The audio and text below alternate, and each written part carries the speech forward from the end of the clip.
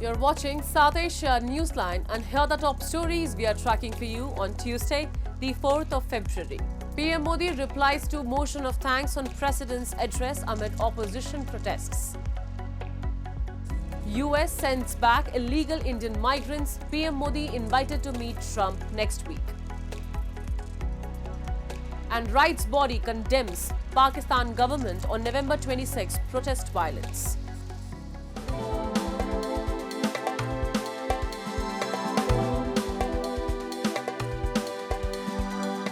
And now for all the details. A day after leader of opposition Rahul Gandhi delivered address in the lower house attacking the central government, Indian PM Modi replied to the motion of thanks to the president's address amid opposition protests.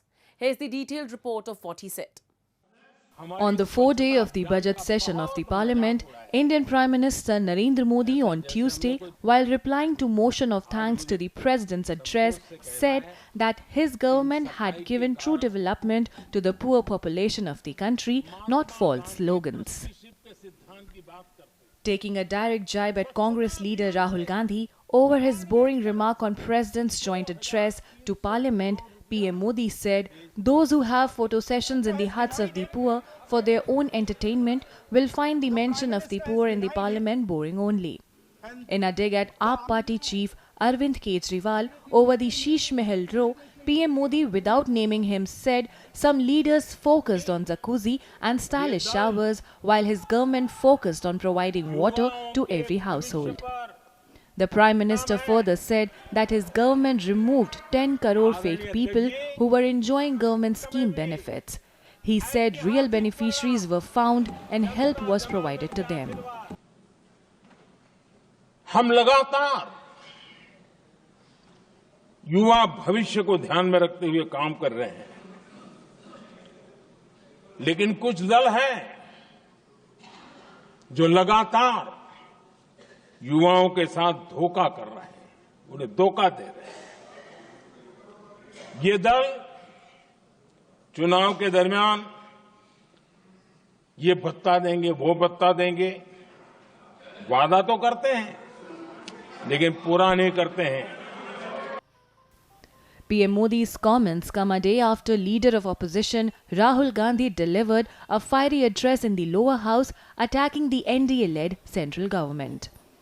Rahul alleged that the Modi government's Make in India initiative has failed to revive it and the share of manufacturing in GDP has come down from 15.3% of GDP in 2014 to 12.6%, which is lowest in the past 60 years.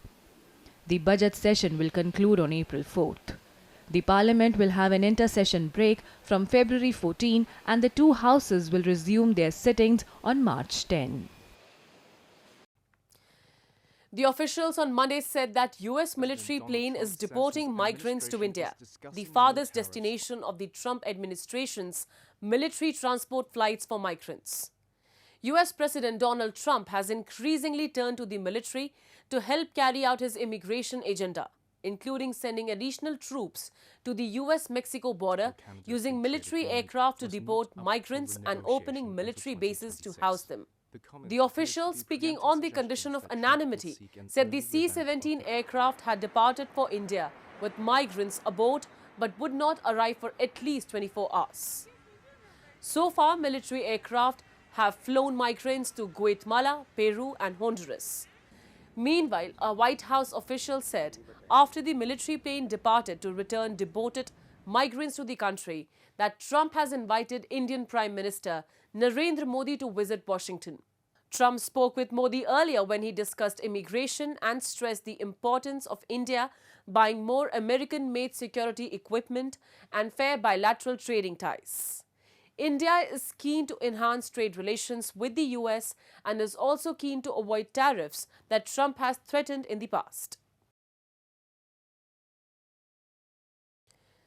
The Human Rights Commission of Pakistan on Monday criticized the Pakistan government for the excessive use of force during the November 26 protest by Imran Khan's PTI and called for an independent inquiry into the matter. In a fact-finding report, the rights body stated that Contrary to the federal government's claims, the PTI-led protest in Islamabad on November 26, 2024 resulted in loss of life, allegedly among both protesters and security personnel. Citing testimonies from PTI leadership, reporters on the ground and the families of victims, the HRCP alleged that hospital administrations and police withheld the bodies of victims until their families agreed not to pursue legal action. Condemning the government, the report accused the administration of demonstrating a clear lack of proficiency in managing the protest and of using force excessively and disproportionately. The HRCP also expressed alarm over a media blackout, stating that it was either a result of state coercion or self-censorship. The media should have been allowed to assess the situation on the ground without hindrance and report the facts, the statement said. Pakistan's capital, Islamabad, witnessed heightened tensions as PTI protesters marched to the D Chowk and clashed with security personnel. With decades of neglect, corruption and broken promises, the region of Pakistan Occupied Jammu and Kashmir has been left in despair, with its people struggling for even the most basic rights. A report. The people of Pakistan Occupied Jammu and Kashmir continue to suffer under a corrupt and indifferent administration that prioritizes political control over the region's development. Mahmood, a resident of Bhimber, recently launched a protest demanding basic rights for POJK residents. Listing his demands including the development of schools, bridges and the construction of an international airport, Mahmood revealed that he had reached an agreement with the administration following a similar protest 2 years ago. However, no official notification has been issued to date. 17 जनवरी 2025 बिम्बर से ये मुतालबात लेकर मैं निकला कि हमारे माँ बाप की कब्रों से बेरुखी बंद की जाए, आज़ाद कश्मीर में एक इंटरनेशनल एयरपोर्ट कायम किया जाए। 17 जनवरी 2023 मेरा और हुकूमत के दरमियान एक माहिदा हुआ था, जिस माहिदे पर यह दस्तखत है, ये जो उस माहिदे की इबारत है, इस पर नोटिफिकेशन जारी किया जाए। Highlighting the inefficiency and corruption of bureaucrats in the region, Mahmood pointed out that even after 19 years since the devastating 2005 earthquake in POJK, damaged schools and bridges remain in ruins. The international aid worth billions, which was meant for infrastructure rebuilding, was allegedly siphoned off by bureaucrats and officials. He added that many students are forced to study under the open sky, while others struggle in school buildings lacking basic amenities such as toilets. 8 अक्टूबर 2005 को रियासत के अंदर एक ज़लज़ला आया, जिसके लिए बैरून मुल्क से 55 अरब रुपया आए, जिन स्कूलों के लिए, जिन अदारों के लिए आए, वो खर्च नहीं हो सके, ब्यूरोक्रेसी आज़म कर गई। 19 साल तक अभी तक स्कूलों की छतें नहीं बन सकी, चरदीवारियाँ नहीं बन सकी, वो स्कूल बहाल नहीं हो सके। लाखों बच्चे इस वक्त खुली फिजा में, शेल्टरों में, कई शेल्टरों में तो बात तक नहीं है। The people of POJK have long suffered due to Pakistan's deliberate neglect and exploitation of their resources. Despite repeated protests and agreements, the demands of the local population remain unfulfilled, exposing the incompetence and apathy of the Pakistani government and its puppet administration in the region. An international rights organization on Monday raised concerns over the Draft Cyber Protection Ordinance 2025 and urged Muhammad Yunus-led interim government to conduct meaningful and effective consultations with relevant stakeholders before enacting the law.